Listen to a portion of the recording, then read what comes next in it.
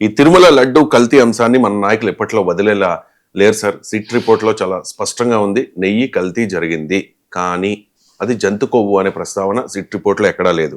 ఇప్పుడు పవన్ కళ్యాణ్ అంటూ ఉన్నారు సార్, నిన్న జనసేన పార్టీ సర్వసభ్య సమావేశం జరిగింది, ఆ పార్టీ నాయకులతో అంటూ ఉన్నారు, జంతు కొవ్వు నుంచి తీసిన రసాయనాలతోనే నెయ్యి తయారీ జరిగింది, దాన్నే లడ్డూల్లో కలిపి అపవిత్రం చేశారు అని చెప్పి డిప్యూటీ సీఎం పవన్ కళ్యాణ్ ఆరోపిస్తూ ఉన్నారు sir. And Pawan Kalyan Janasena party నాయకులు కూడా దిశానిర్దేశం చేశారు సార్, అన్నిటికీ నేనే మాట్లాడాలా, లడ్డూ మీద వైఎస్ఆర్ కాంగ్రెస్ పార్టీ ఇంత రచ్చ చేస్తూ ఉంటే మరి మీరెందుకు మాట్లాడడం లేదు అని చెప్పి నాగబాబు మీద కూడా సీరియస్ అయినట్టుగా ఆంధ్రజ్యోతి అండ్ ఈనాడు ఈ రెండు పత్రికల్లోనూ కూడా ఫ్రంట్ పేజ్ లో రాసిన పరిస్థితి సార్. సార్ ఏంటి సార్ ఇది? ఇందులో ఒకటి పవన్ కళ్యాణ్ ఇంకోటి ఉంది, అంటే భక్తుల మనోభావాలు దెబ్బతింటాయని చెప్తలేరు, కానీ జంతుకు కలిసింది అంటున్నాడు ఆయన. విచిత్రం ఏంటంటే మరి భక్తుల మనోభావాలు దెబ్బతింటాయని చెప్పకపోతే సిట్టు వాళ్ళు చార్జ్ షీట్ లో చెప్పకపోతే మీరు అది చెప్తున్నారు. అంటే వాళ్ళు చెప్తే మనోభావాలు దెబ్బతింటాయని వాళ్ళు చెప్పలేదు, సంతోషం, ఓకే, ఆర్గ్యుమెంట్ కొరకు నిజం అనుకుందాం. నిజంగానే జంతుకు కలిసినా అయ్యో మనోభావాలు దెబ్బ చేస్తుంది సిట్టు అనుకుందాం. మరి మీరెందుకు చెప్తున్నారు దాన్ని? పవన్ కళ్యాణ్ చెప్తే మనోభావాలు దెబ్బతిన్నాయా? విచిత్రం చూడండి, ఐడియా మనోభావాలు దెబ్బతింటాయని సిట్టు చార్జ్ షీట్ లో చెప్పలేదని ఉప ముఖ్యమంత్రి చెప్తున్నాడు.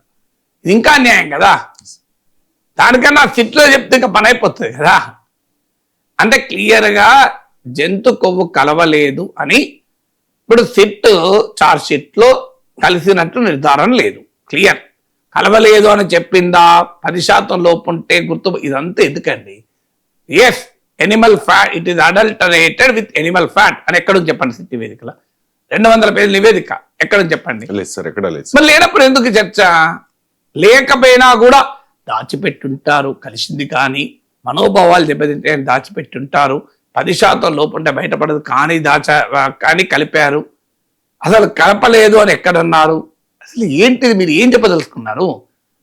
లడ్డూలో పందికో గొడ్డుకో కలిసిందని చెప్పడానికి మీకెందుకు ఇంత క్రేజీ? నాకు అర్థం కాని అంశం. విచిత్రం ఏంటంటే సిట్టి చెప్పడం లేదు, మీరెందుకు దాన్ని పదే పదే చెప్పిందండి? దాంట్లో ప్రూవ్ చేసడానికి ఏంటి? ఏమీ లేదు. చంద్రబాబు నాయుడు అన్నాడు కనుక దాన్ని డిఫెండ్ చేయాలి. చంద్రబాబు నాయుడు ఏమంటాను, నేను national dairy development board report quote చేశాను అంటున్నాడు. మరి మీరు కోట్ చేసిన రిపోర్టును సిట్ ఎందుకు పట్టించుకోలే? మరి అదే మీరు ఇప్పుడు చంద్రబాబు నాయుడు బయట కూడా చూశాను నేను, నేషనల్ డైరీ డెవలప్మెంట్ బోర్డు ఆ రోజు నిర్ధారించింది కనుక చెప్పాను. ఆ రోజు నేషనల్ డైరీ డెవలప్మెంట్ బోర్డు రిపోర్ట్లో కూడా ఉంది, there can be a possible false positive అని కూడా, అంటే పొరపాటున కూడా ఉందని అనుమానపడటానికి అవకాశం ఉంది, వెజిటబుల్ ఆయిల్స్తో కల్తీ జరిగినప్పుడు అని కూడా ఉంది. కానీ ఆ ఫాల్స్ అలారం అనేది చీఫ్ మినిస్టర్ పట్టించుకోలేదు, కలిసిందని చెప్పేసి చెప్పిన తర్వాత మరి అంటే చంద్రబాబు నాయుడు చీఫ్ మినిస్టర్ చెప్పింది సిట్ పట్టించుకోదా?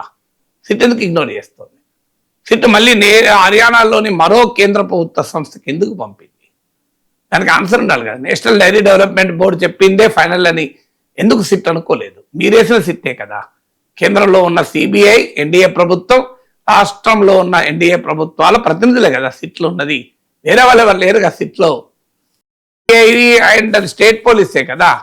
మరి మన ముఖ్యమంత్రి చేసిన వ్యాఖ్యల్ని సిట్ ఎందుకు పట్టించుకోలేదు అనే క్వశ్చన్కి ఆన్సర్ ఉండాలి కదా. సో చాలా క్లియర్గా సమస్య ఏమైంది, కల్తీ జరిగిందనే చంద్రబాబు నాయుడు అనుండి కల్తీ జరిగిందనే సిట్ ఎస్టాబ్లిష్ చేస్తే వైసీపీ వాళ్ళు నోరు మూయించగలిగేవారు, వైసీపీ చాలా ఇబ్బందుల్లో పడేది. కానీ చంద్రబాబు నాయుడు ప్రదర్శించిన అత్యుత్సాహం వల్ల, పవన్ కళ్యాణ్ లోకేష్ ప్రదర్శించిన అత్యుత్సాహం వల్ల సెల్ఫ్ గోల్ అయింది. వాళ్ళు కల్తీ అని అనకుండా జంతు కొవ్వుతో కలిసి జరిగింది అని వాళ్ళు అన్నారు. చంద్రబాబు నాయుడు ఫస్ట్ అన్నాడు, దాంతో పవన్ కళ్యాణ్ లోకేష్ అందుకున్నారు. ఇప్పుడు అది నిరూపితం కాలే. నిరూపితం కాకపోయే వరకు ఫస్ట్ సుప్రీంకోర్టే ప్రశ్నించింది. ఏ నిరూపణ లేకుండా మీరు ఎలా ముఖ్యమంత్రి ఇలా మాట్లాడతాడు, కోట్లాది ప్రజల మనోభావాలు కదా అని సుప్రీంకోర్టు ఫస్ట్ తప్పు పట్టింది. తర్వాత ఇలా సిట్ నివేదికలో అది లేదు. లేకపోయే వరకు ఏమంటున్నారు, ముందు కనుక జంతు కొవ్వు కలిస్తే అమిత్ షా ఊరుకుంటాడా, మోహన్ భగవత్ ఊరుకుంటాడా? నాకు చెప్పండి. నిజంగానే కలిగితే ఆ నరేంద్ర మోడీ ఊరుకుంటాడా? నాకొచ్చే డౌట్ ఇది. వెంటనే సిబిఐ రంగంలో దిగదా? వెంటనే దేశ అత్యున్నత సంస్థలని దిగయా? అంటే వారికి ఎవ్వరికి హిందువుల పైన, హిందుత్వం పైన, హిందూ ప్రజల మత విశ్వాసాల పైన మోహన్ భగవత్ కూడా లేదా పట్టింపు? ఇంతవరకు మోహన్ భగవత్ ఆర్ఎస్ఎస్ సంఘాలు ఏమన్నా దిగాయా? హిందూ సంఘాలు ఏమన్నా దిగాయా? ఎక్కడన్నా హిందూ సంఘాలు రాష్ట్ర బంధుకు పిలిపించాయా? అంటే అర్థమైంది, మీ కూటమిలో ఉన్న పార్టీ నమ్మడం లేదు దాన్ని. ఇంతవరకు పురంధేశ్వరి గట్టిగా మాట్లాడుతున్నాడా? మాధవ్ గట్టిగా మాట్లాడుతున్నాడా? అప్పుడో ఒక స్టేట్మెంట్ ఇవ్వడే తప్ప చూడండి, మీరు టీడీపీ నేతలే మాట్లాడుతున్నారు. టీడీపీలో కూడా మీరు గమనించండి, చంద్రబాబు నాయుడు, లోకేష్ మాట్లాడుతున్నారు, మిగతా మంత్రులు మాట్లాడతలేరు. మిగతా మంత్రులు ఎక్కువ మాట్లాడతలేరు. అదే కదా చంద్రబాబు నాయుడు అసహనం. ఇప్పుడు పవన్ కళ్యాణ్ అసహనం అదే కదా, నేను ఒక్కనే మాట్లాడాలా? ఇప్పుడు ఆంధ్రజ్యోతిలో, ఈనాడులో వచ్చిందని చెప్తున్నారు కదా, నేను చూడలేదు. కానీ నాగబాబు కూడా మాట్లాడతలేడు అని. నాగబాబు అయితే ఆర్ఎస్ఎస్ సపోర్ట్ సింపతైజర్. నేను ఓపెన్ గా చెప్పాను, నేను ఆర్ఎస్ఎస్ సింపతైజర్. నా గుర్తు మా ఎలక్షన్స్ అప్పుడు అనుకుంటాను, ప్రకాష్ రాజు సమర్థించినప్పుడు నేను, ప్రకాష్ రాజు ఇదే బిట్టర్ క్రిటిక్ ఆఫ్ మోడీ కదా, అయినా ప్రకారం సమర్థించడం నేను ఆర్ఎస్ఎస్ సింపతైజర్ అని ఓపెన్ గా స్టేట్మెంట్ ట్వీట్ చేశాడు. అలాంటి నాగబాబు కూడా మాట్లాడుతున్నాడు. మరి అదే నాగబాబు కూడా లేదా? ఈ దేశంలో ఇంతమంది స్వామీజీలు ఉన్నారు కదా, చిన్నజీయర్ స్వామి లాంటి వాళ్ళు, అన్ని శంకరాచార్యులు, వాళ్ళందరూ ఇప్పటికి తీవ్రంగా మామూలుగా ఉండకూడదు కదా పరిస్థితి. అని మరి ఎవ్వరు ఎందుకు మాట్లాడతలేరు? ఒక్క రాజకీయంగా ఒక టీడీపీ నాయకత్వం, అది కూడా చంద్రబాబు నాయుడు, లోకేష్, పవన్ కళ్యాణ్, ముగ్గురు ఎవరు మాట్లాడతలేరు. మిగతా వాళ్ళు కూడా గట్టిగా మాట్లాడతలేరు. మీరు గమనిస్తే ఎందుకు రియాక్ట్ అవుతలేదు? ఈ దేశంలో కోర్టులు పట్టించుకోవు, దేశంలో కేంద్ర ప్రభుత్వం పట్టించుకోదు, తిరుమల లడ్డులో గొడ్డుకో పందికో కలిస్తే ఎదుర్కొంటారండి ప్రజలు. అన్యాయంగా ఆ పదాలు వాడుతున్నారు, మేము కూడా వాడాల్సి వచ్చాను. ఇన్ని రోజులు వాడలే నేను.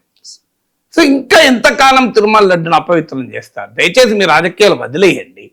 సో సిట్ నివేదికలు ఏది ఉందో అదే చెప్పండి. సింథటిక్ గీ, ఈ సింథటిక్ గీ ఎందుకు ఉంది అని అడగండి, సరిపోతుంది కదా. దట్ ఈస్ ఎనఫ్ కదా. సింథటిక్ గీ అది సరిపోదా కల్తీకి? అన్యాయం. ఇప్పుడు చట్టరీత్యా చర్యలు తీసుకోవడానికి అది సరిపోదా? ఇప్పుడు చట్టరీత్యా జగన్ ప్రభుత్వంలో పనిచేసిన వారిపైన చర్యలు తీసుకోవడం ఇంట్రెస్ట్ కాదు, తిరుమల లడ్డులో జంతుకోగలిసిందని చెప్పడం ఇంట్రెస్ట్. ఇప్పుడు అంటే దీని రాజకీయం అందామా, దేవుని మీద భక్తి అందామా?